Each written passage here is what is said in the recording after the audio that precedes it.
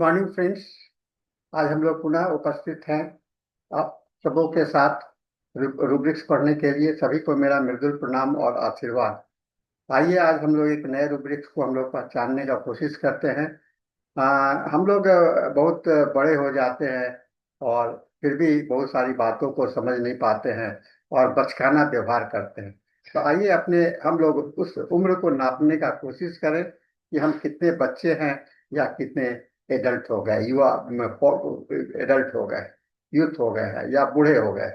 ये सारी चीज को नाप होता है और रोगी को भी पहचानने की कोशिश हमें करनी चाहिए, क्योंकि बच्चे को हम अगर बूढ़े के जैसा देखेंगे और बूढ़े को बच्चे के जैसा देखेंगे, अगर नहीं समझ पाएंगे तो दवा का चुनाव सही नहीं होगा।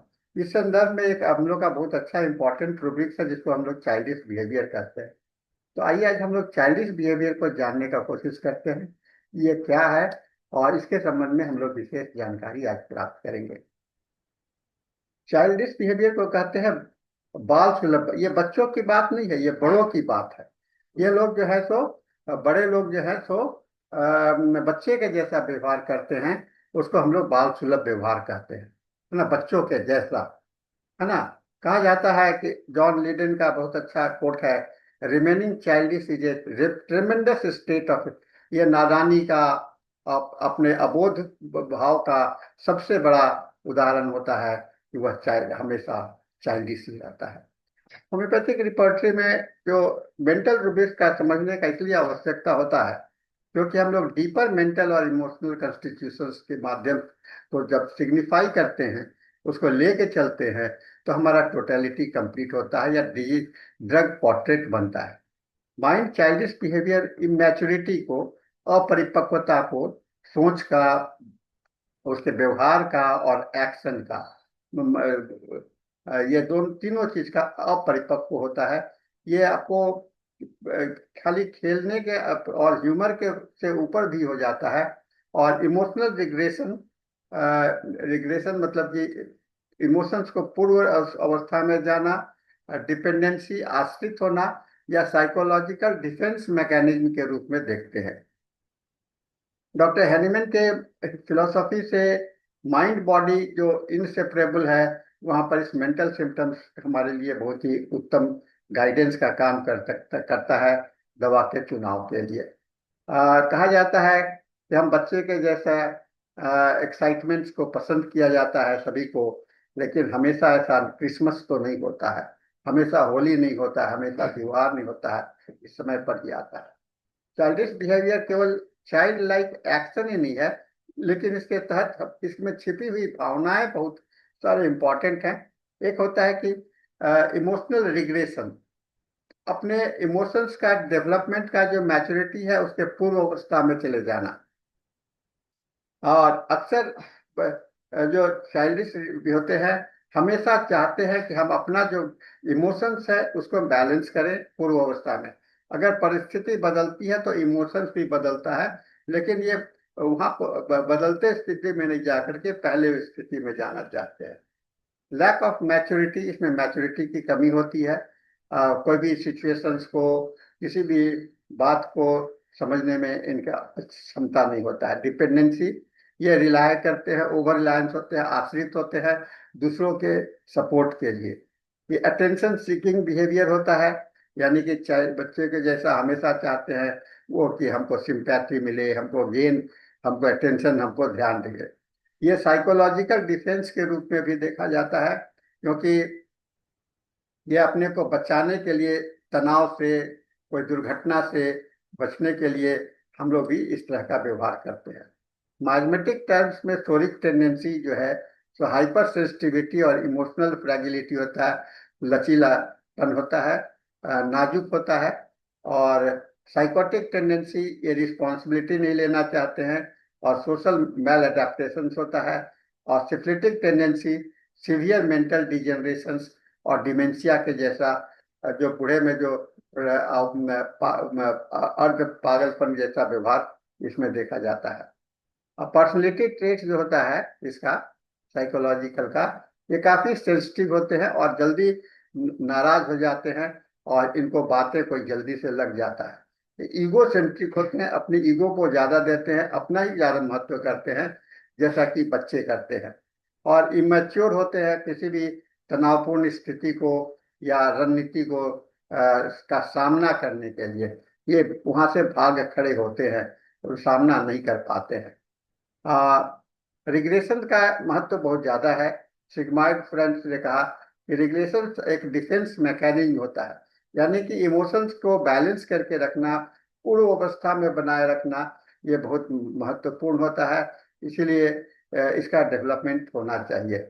और क्लिनिकल प्रैक्टिस में रिग्रेशन जो है सो anxiety disorders, hysteria, trauma response और साइकोटिक ब्रेकडाउन में देखा जाता है। बिहेवियर पर साइकोलॉजी में ये लर्न बिहेवियर होता है। जो है तो बच्चे कभी बच्चों का सेवा करते करते बूढ़े भी और एडल्ट लोग भी चाइल्डिश बिहेवियर हो जाते हैं। और पेशेंट जो है तो लंबे समय तक बीमार रहने के कारण, दूसरे पर आश्रित रहने के कारण उनके अंदर भी चाइल्डिश मैनरिज्म आ जाता है। कुछ हम लोग को तुलनात्मक अध्ययन करना चाहिए एडल्ट बिहेवियर और चाइल्डिश बिहेवियर के बीच में, क्योंकि जब इसको हम लोग इसको समझेंगे तो और भी विषय को ज्यादा समझ पाएंगे। तो देखें, इमोशनल कंट्रोल एडल्ट बिहेवियर में बहुत कंट्रोल होता है, मैच्योर होता है। गुस्सा को, अपने उदासी को, एक्साइटमेंट्स को कंट्रोल करने की क्षमता होती है। बच्चों के व्यवहार में अपसेट हो जाते हैं, कंट्रोल नहीं कर पाते हैं और बहुत ज्यादा टेंशन शो करते हैं।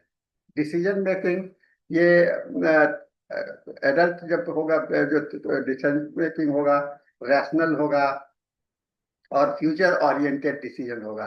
लेकिन चाइल्डिश बिहेवियर में अचानक डिसीजन लेंगे, शॉर्ट टर्म होगा और केवल तत्काल लाभ के लिए ये करते हैं, प्लेजर, अपने लाभ और खुशी के लिए। रिस्पॉन्सिबिलिटी, एडल्ट बिहेवियर का मतलब हुआ कि वो एक्शन, ड्यूटी, मिस्टेक का रिस्पॉन्सिबिलिटी लेगा। चाइल्डिश बिहेवियर का मतलब हुआ कि वो जो है सो ब्लेम दूसरे को करेगा, अपने को रिस्पॉन्सिबिलिटी नहीं लेगा और प्रॉब्लम को दूसरे को कहेगा कि उसी के कारण ऐसा हुआ। और पर्सपेक्टिव, ये बहुत सारे व्यू पॉइंट्स को और सबको देख करके कॉम्प्रोमाइज करने की क्षमता होती है। इसमें सेल्फ सेंटर्ड होने के कारण इसमें केवल अपनी ही बातों पर ध्यान देते हैं, सेल्फिशनेस टाइप का ये ऐसा होता है। प्रॉब्लम सॉल्विंग, जो एडल्ट बिहेवियर में जो होता है सो लॉजिकल होगा, पेशेंस होगा, प्लानिंग के साथ में होगा। चाइल्डिश में होगा बहुत जल्दी फ्रस्ट्रेटेड हो जाते हैं और इमोशनल रिएक्ट नहीं होता है। सोशल इंटरैक्शंस, ये जो है सो बहुत अच्छा से रिस्पेक्ट, आदरपूर्ण करेंगे बात, एडल्ट बातों सुनेंगे और दूसरे के भावना को समझने का कोशिश करेंगे। लेकिन चाइल्डिश बिहेवियर बीच में टोकेंगे, अपने ही बात को कहना चाहेंगे और बिना किसी शेयर करने के लिए सब अपनी ही बात को मनाने का कोशिश करते हैं। सेल्फ कंट्रोल, ये जो एडल्ट बिहेवियर में डिलेड होता है, डिसिप्लिन होता है, बाउंड्री को मेंटेन करता है। लेकिन चाइल्डिश से तुरंत चाहता है कि तुरंत हमको लाभ हो जाए, तुरंत हमको, बिना कोई सेल्फ कंट्रोल नहीं होता है। रिस्क को समझना, है ना, तो ये आपको इवेल्युएट करने की क्षमता होती है एडल्ट में, यहाँ कहाँ खतरा है और उसे कैसे बचे, इसका प्लानिंग करता है। लेकिन ये रिकलेस होते हैं और अनसेफ एक्शंस बिना किसी सोचे समझे ले लेते हैं। इंडिपेंडेंस, एडल्ट बिहेवियर में अपने सारा काम को कर लेंगे, डिसीजन ले लेंगे, अपना रिस्पॉन्सिबिलिटी ले लेंगे।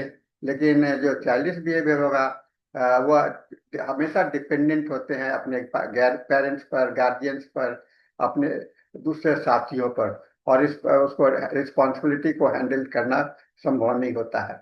और इमोशनल लीड्स, ये एडल्ट जो होते हैं तो अपने आप को समझा सकते हैं, अपना आप दूसरों को मदद कर सकते हैं। लेकिन चाइल्डिश बिहेवियर में हमेशा इनको एश्योरेंस चाहिए, सपोर्ट चाहिए और ये चाहिए। फिर लर्निंग अप्रोच, एडल्ट में ओपन होता है फीडबैक के लिए, क्रिटिकल थिंकिंग के लिए और सेल्फ इम्प्रूवमेंट के लिए। लेकिन चाइल्डिश जो होते हैं अपने आप को करेक्ट नहीं करना चाहते हैं, अपने को परफेक्ट मानते हैं, और उसके ऊपर में खेलवाड़ करते हैं। और कॉन्फ्लिक्ट रिजोल्यूशन, जब झगड़ा होता है, कोई कॉन्ट्रडिक्शंस होता है, तो ये सॉल्व करने की क्षमता होती है रिस्पेक्ट के साथ में। लेकिन चाइल्डिश बिहेवियर, तुरंत चिल्लाने लगेंगे, वहां से भाग जाएंगे या रोने लगेंगे। और प्लेफुलनेस और मैच्योरिटी, ये करते हैं, इंजॉय, कोई प्ले खेल को, कोई गेम्स को इंजॉय करते हैं लेकिन मैच्योरिटी के साथ में। और ये जो है चाइल्डिश बिहेवियर में, ये लोग खाली हंसेंगे, इमैच्योरिटी होगी और उसमें कोई रिस्पॉन्सिबिलिटी नहीं होगा। तो कहने का मतलब है कि एडल्ट बिहेवियर जो है, सो मैच्योरिटी, रिस्पॉन्सिबिलिटी और सेल्फ कंट्रोल को रिप्रेजेंट करता है। और चाइल्डिश बिहेवियर इमोशनल इमेच्योरिटी और इम्पल्सिव आवेग को, सेल्फ सेंटर्ड और सेल्फिशनेस का भाव होता है। तो कहते हैं एक हेल्दी एडल्ट जो है तो खेल कूद में भी हो सकता है, लेकिन चाइल्डिश का मतलब होता है कि उसमें इमोशनल ग्रोथ नहीं हुआ है।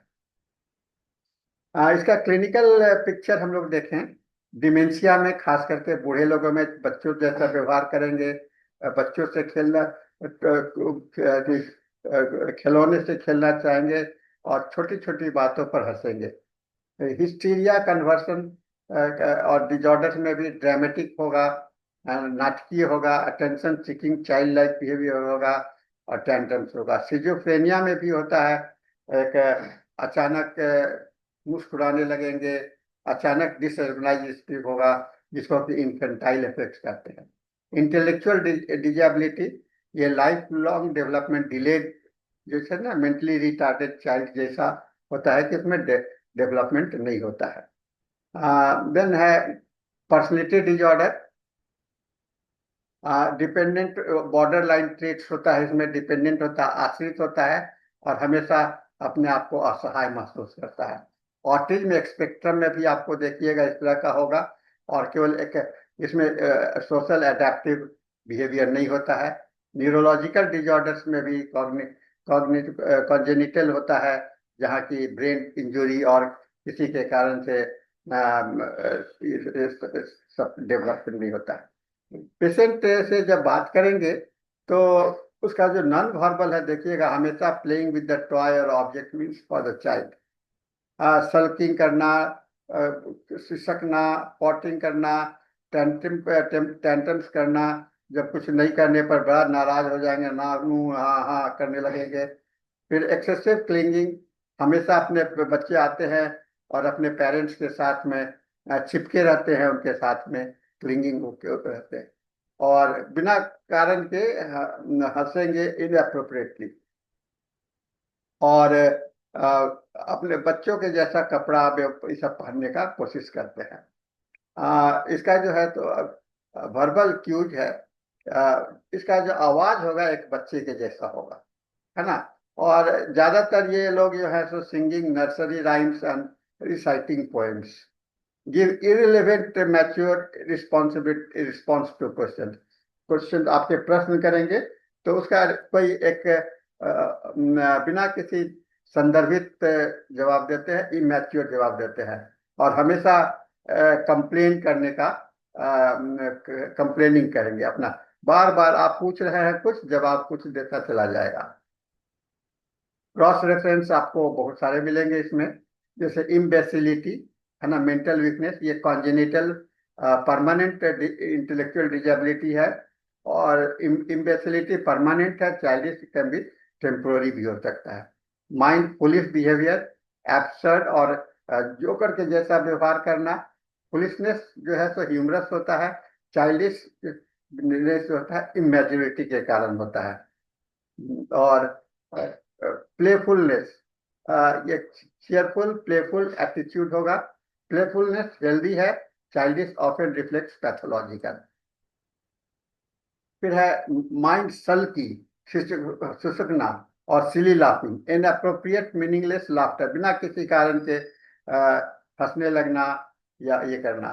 सिली टॉक ऑफन इंडिकेट साइकोसिस, चाइल्डिशनेस इज ब्रॉडर, से ज्यादा बृहत है, और mind capricious, changing pattern of the whims, यानी कि कभी ये कभी ना, कभी हाँ कभी ये ऐसा है। ये चाइल्डिश बिहेवियर के साथ में एकम्पनी कर सकता है, लेकिन इसका सिनोनिम्स नहीं है ये, है ना।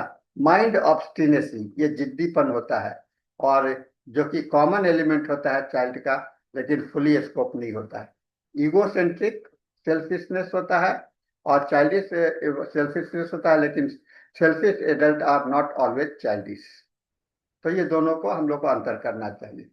कुछ दवाइयां हैं जो कि बहुत मेंटल पिक्चर को रिफ्लेक्ट करता है, जैसे बराइटा कार्ब है, जहाँ की मेंटल डेवलपमेंट अरेस्टेड है, बहुत ज्यादा साइनेस होता है, डिपेंडेंसी होता है, और बातों को समय रिस्पॉन्सिबिलिटी को लेने में दिक्कत होती है। सीना, इरिटेबल, ऑब्स्टिनेट और attention seeking child like behaviour होता है। हाइपोथैलेमस जो होगा सो फुलिश गेस्चर्स होगा, मूर्ख के जैसा, सिली लाफ्टर होगा, लैस्चिवियस होगा, खास करके ये यौन भाव उसके अंदर में ज्यादा होगा, और स्ट्रेमोनियम ये डर के साथ में डरे हुआ ज्यादा होगा और दूसरे से चिपका हुआ होगा।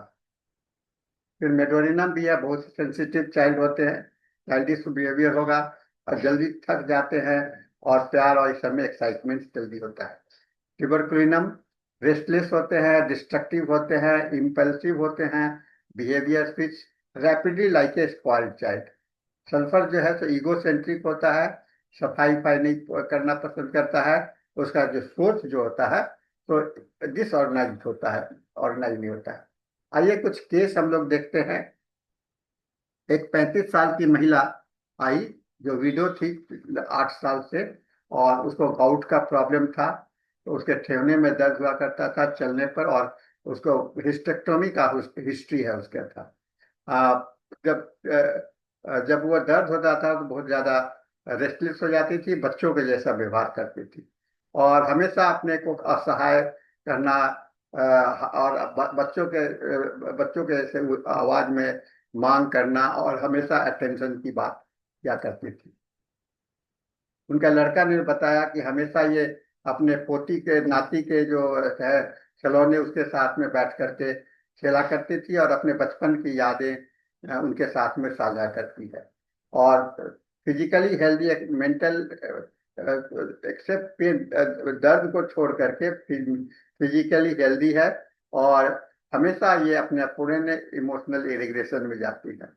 और she always seek attention of her family members, चाहते थे कि सभी लोग उसके पास रहे। Her appetite was normal, digestion proper था, बट स्लाइटली कॉन्स्टिपेटेड थी। She like sweets and sour things. हम लोगों ने रूब्रिक्स लिया: childish behaviour, helpless feeling, playful desire, sensitive, forsaken feeling, extremities, knee pain, timidity, confidence, want of self, sweets desire and biting nails.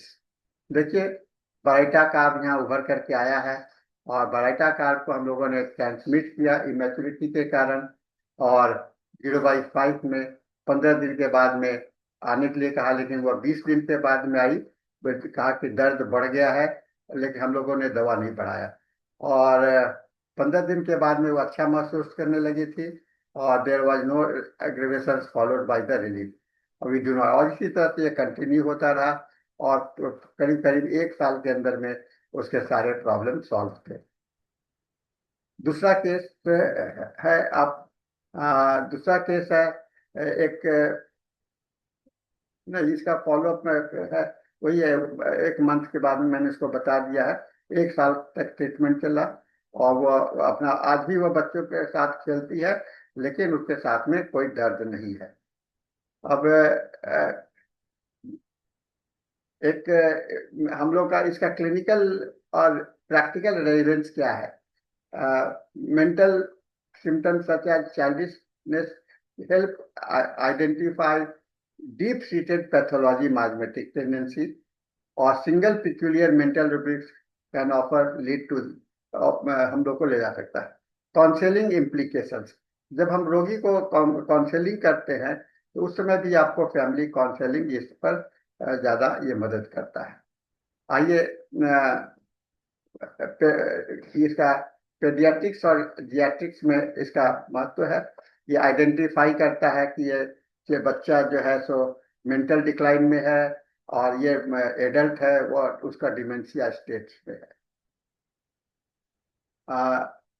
Conclusion हम लोग ये कर सकते हैं कि ये चाइल्डिश बिहेवियर जो है सो केवल खेल और हल्के दिमाग वाला नहीं है, लेकिन ये मेंटल इमेच्योरिटी है जो कि बात को समझने में और दिक्कत होती है और कॉन्स्टिट्यूशनल पैथोलॉजी की ओर में इंडिकेट करता है। तो हम लोग ये संक्षेप में ये कह सकते हैं, साइकोटिक सिफिलिटिक माइल्ड को टेंडेंसी को ब्रेन रिलेटेड डिजेनरेशन है और रूब्रिक को फुलिश बिहेवियर सिली टॉक प्लेफुलनेस से डिफ्रेंशिएट करके हम लोगों को देखना चाहिए। बराइटा का हाइमास स्ट्रेमोनियम मेडोरिनम और भी बहुत सारी दवाइयां हैं, उनके साथ में तुलनात्मक अध्ययन करना चाहिए। और साइकेट्रिक न्यूरोलॉजी पेडियाट्रिक्स और जेरियाट्रिक्स तीनों अवस्था को ध्यान में रख करके हम लोगों को करना चाहिए। अगर केयरफुल ऑब्जर्वेशंस करेंगे नॉन वर्बल एक्सप्रेशंस का और इसका, तो हम लोग इंडिविजुअलाइज ट्रीटमेंट कर सकते हैं। आइए एक कहते हैं कि हम लोग हमेशा बच्चे जैसा व्यवहार बने रहें तो जिंदगी भर हम लोग युवा बने रहेंगे। एक छोटा सा वीडियो के साथ हम लोग इसको समाप्त।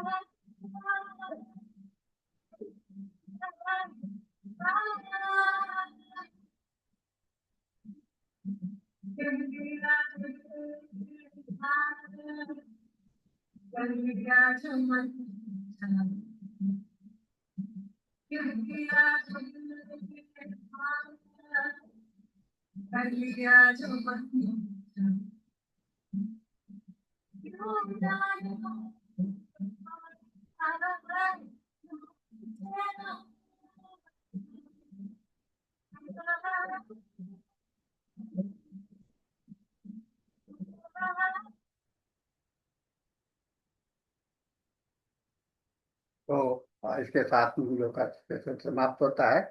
हम लोग यहाँ समाप्त करते हैं। तो साथियों, आज हम लोगों ने काफी इस चीज को देखा और मुझे उम्मीद है कि इस वीडियो के माध्यम से भी मैंने आपको संदेश देना कोशिश किया। बहुत सारा बॉडी लैंग्वेज को मैंने दिखलाया, हो सकता है कि आपके लिए बहुत ही उपयोगी होगा। इसके साथ में ये आज का सेशन समाप्त होता है। हम लोग फिर मिलेंगे किसी नए रूब्रिक के साथ में। Thank you very much. आप सभी को मेरा मृदुल प्रणाम।